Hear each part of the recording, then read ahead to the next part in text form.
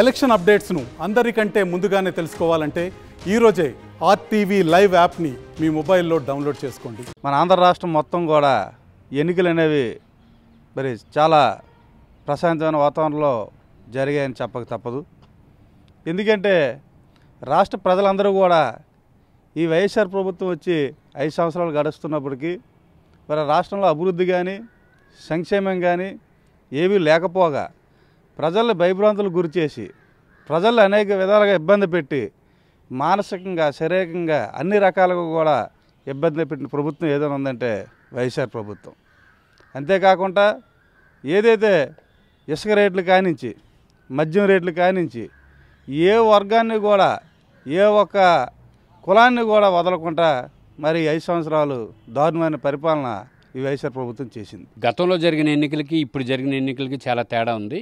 ఇప్పుడు పర్టికులర్గా 2019 ఎన్నికల్లో ఈ రాష్ట్రంలో 2 ఓట్లు ఉన్నాయి. ఒకటి జగన్మోహన్ రెడ్డికి అనుకూలం, 2 జగన్మోహన్ రెడ్డికి వ్యతిరేకం. ఈ 2 ఓట్లే ఉన్నాయి. ఇందులో కీలకంగా జగన్మోహన్ రెడ్డి గారి పరిపాలన పైన అన్ని వర్గాలకి తీవ్ర వ్యతిరేకత ఉంది.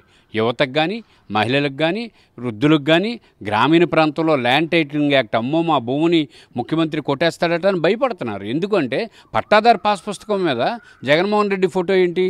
జగన్మోహన్ రెడ్డి ఏమన్నా సర్వేరాళ్ళ మీద జగన్మోహన్ రెడ్డి ఫోటో ఏంటి? అసలు నా భూమి మీద నా తండ్రి ఫోటో వేస్తేనే నేను ఒప్పుకోను, ఎందుకంటే నా భూమి కాబట్టి. మా అన్నయ్య ఫోటో వేస్తేనే నేను ఒప్పుకోను. అటువంటిది ముఖ్యమంత్రి ఎవడు, అతనికి ఏం సంబంధం? అతని ఫోటో ఎందుకు వేయాలి? ఇది ల్యాండ్ టైటిలింగ్ యాక్ట్లో గ్రామీణ ప్రాంతాల్లో చొచ్చుకుపోయింది. ఇక బడుగు బలహీన వర్గాలకు అందరికీ ఉపాధి లేదు. పూర్తిగా నిర్మాణ రంగం అతాకుతలం అయిపోయింది. వ్యవసాయదారులకి గిట్టుబాటు ధర లేదు. ఏ రకంగా జనవరి 20వ తారీఖు నాటికి ఇచ్చినటువంటి వరి ధాన్యంతలకు బిల్లులు పడడమే చాలా లేట్ అయింది. ట్రాన్స్పోర్ట్ డబ్బులు కూడా ప్రభుత్వం ఇవ్వలేని పరిస్థితులు ఏర్పడింది. మరొక వైపు ఉపాధి లేక యువతంతా ఇబ్బంది పడ్డారు. కొత్త పరిశ్రమలు రాలేదు, ఉన్న పరిశ్రమలు తిరగలేదు, మూతపడి ఉన్నాయి. ఇవన్నీ కర్ణుడి చావుకు 101 శాపాలు ఉన్నట్టు కేవలంగా జగన్మోహన్ రెడ్డి గారి పీకకు చుట్టుకుంది. బయటికి కనిపించలేదు. నివురిగప్పిన నిప్పులా ఉంది రాష్ట్రంలో. అలాగే ఎందుకంటే నిశ్శబ్ద విప్లవం వస్తుంది.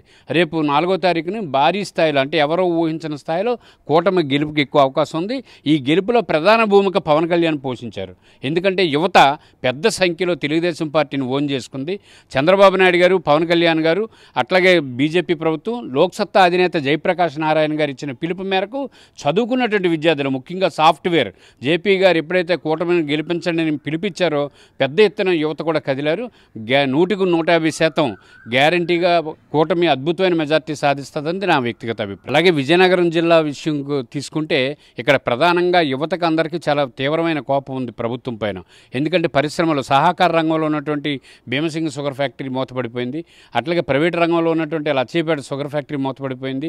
అర్నా జూటు మిల్లులు విజయనగరం జిల్లాలో ఎక్కువ జూటు మిల్లులన్నీ మూతపడిపోయి ఈ పరిశ్రమల మీద మంత్రి బొత్స సత్యనారాయణ కానీ, లేకపోతే ఇక్కడ ఉన్నటువంటి డిప్యూటీ చీఫ్ మినిస్టర్ రాజేందర్ కానీ, లేకపోతే ఉపసభాపతి కొలగట్ల వీరభద్ర స్వామి కానీ, సీనియర్ శాసనసభ్యులు కానీ ఏమీ చేయలేక చేతులెత్తేశారు. అలాగే వలసలు విజయనగరం జిల్లా నుంచి విపరీతంగా వెళ్ళిపోయి దీన్ని కూడా అడ్డుకోలేకపోయారు. కాబట్టి యువతకి ఆందోళన ఉంది, పెద్దవాళ్ళకి కూడా తీవ్ర అసంతృప్తి ఉంది. ఎందుకంటే ఒక్కొక్క జూటు మిల్లో 7 నుంచి 10,000 మంది పనిచేసేవారు. ఈరోజు జూటు మిల్లు ఎక్కడైతే తిరిగాయో ఆ జూటు మిల్లు అన్నీ రియల్ ఎస్టేట్లు అయిపోయాయి. కాబట్టి నాకు తెలిసి విజయనగరం జిల్లాలో, ఉమ్మడి విజయనగరం జిల్లాలో అదే వైఎస్ఆర్సీపీకి ఒక 3, మిగతా ఈ తెలుగుదేశం పార్టీకి వచ్చే అవకాశం ఉంది.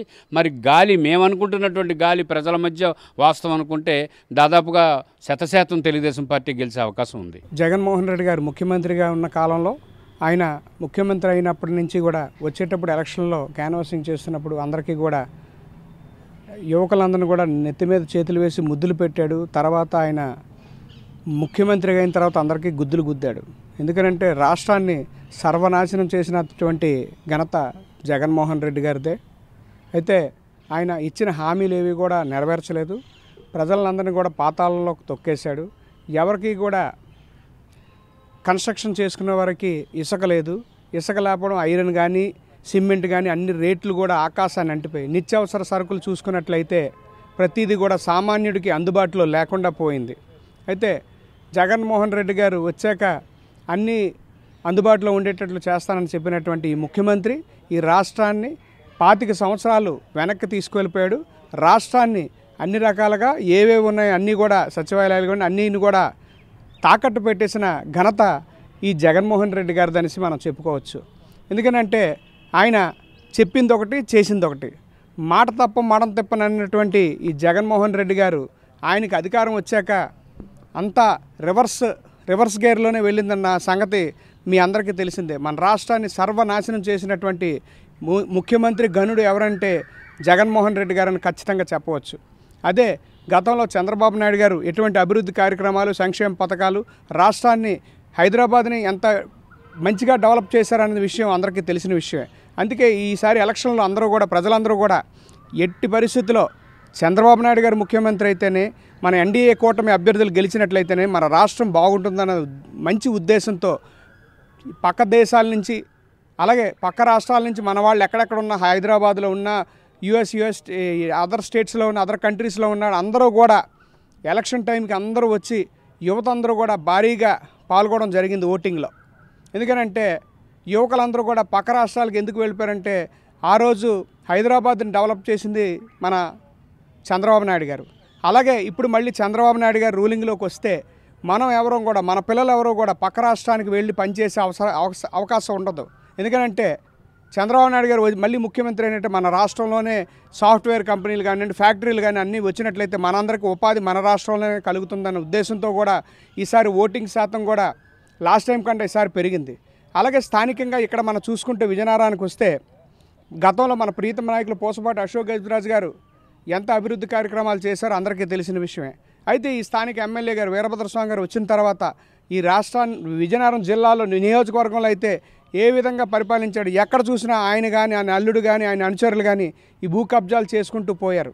అందుకనే ఇక్కడైతే మనకి అశోక్ గజరాజు గారు ఏ రకంగా అయితే మనకి సంక్షేమ పథకాలు అందించారో, అభివృద్ధి చేశారో ఆ కోవలకే మన ప్రీతం నాయకురాలు పూసపాటి అతిథి విజయలక్ష్మి గారు వస్తారు.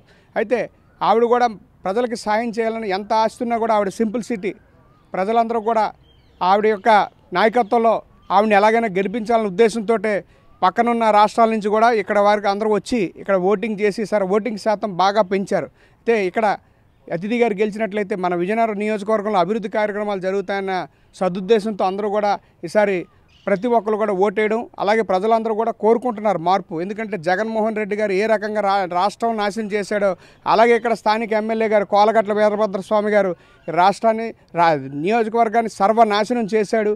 అంతా కూడా వాళ్ళ తాలూకా అనుచరులకి ఈ ల్యాండ్, ఇది మన రియల్ ఎస్టేట్ కానీ మొత్తం అంతా కూడా నాశనం చేశాడన్న విషయాన్ని గుర్తుంచుకొని, అలాగే ఏదైతే ఈ చట్టం అయితే ఒకటి తీసుకొచ్చారు, ఏంటది మన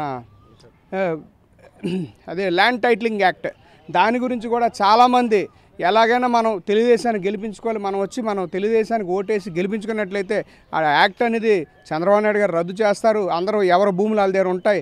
లేదంటే ఈరోజు ఈ భూమి పేరు మీద ఉంటే రేపు ఎవడ పేరు మీద ఉంటుందో తెలియదు మళ్ళీ జగన్మోహన్ రెడ్డి గారు వచ్చినట్లయితే. అది కూడా దృష్టిలో పెట్టుకొని ఈసారి అయితే ఓటింగ్ పెరిగింది. ఖచ్చితంగా ఎన్డీఏ కూటమి విజయం సాధిస్తుంది. ఇక్కడ అతిథి విజయలక్ష్మి గారు ఎమ్మెల్యేగా మంచి మెజార్టీతో గెలుస్తారని మేము భావిస్తున్నాం. ప్రజలందరూ కూడా ముందుగానే నిర్ణయం తీసుకున్నారు. ఈ రాక్షస పాలనని అంతం చేయాలని చెప్పి అనుకోవడం జరిగింది. దాన్ని బట్టి ఓటింగ్ సర్లు కూడా మనకి ఖచ్చితంగా ఒక సూచన ఇస్తుంది. రాబోతున్నది కూటమి అని చెప్పేసి ఖచ్చితంగా తెలుస్తుంది. కాబట్టి మళ్ళీ ఒక రామరాజ్యం లాంటి పరిపాలన వస్తుందని చెప్పేసి ప్రజలందరూ కూడా వేచి చూస్తున్నారు. యూత్ అంతా కూడా ముందుకు వచ్చి ఓటింగ్ సరళి పెరగడానికి అది ముఖ్యమైన కారణం. కొత్త ఓటర్లు చాలామంది రావడం జరిగింది కదా, అది కారణం.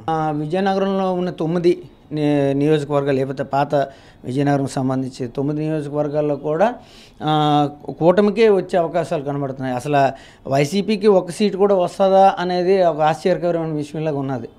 మంత్రి బొత్స సత్యనారాయణ గారు కూడా ఓడిపోయినా కూడా ఆశ్చర్యపోవాల్సిన అవసరం అయితే లేదు. ఈ పరిపాలన ఏదైతే 5 సంవత్సరాల్లోనే చూశారో, ఈ దుర్మార్గాన్ని పరిపాలన, ఈ వాళ్ళకి నచ్చిన విధంగా, అంటే ఒక హత్య రాజకీయాల నేపథ్యంలో కానీ, లేకపోతే ధరల తాలూకా నియంత్రణలో చేయలేకపోవడం కానీ, ఇవన్నీ చూసి ప్రజలకి విరక్తి పుట్టి ఈ ప్రభుత్వం ఎన్నుకొని తప్పు చేశామని చెప్పేసి ప్రజలు ఆలోచించిన పరిస్థితి మనకు కనబడుతుంది. మరిన్ని వీడియోస్ కోసం ఛానల్ ని సబ్స్క్రైబ్ చేయండి. లేటెస్ట్ అప్డేట్స్ కోసం వాట్సాప్ ఛానల్ ని ఫాలో చేయండి.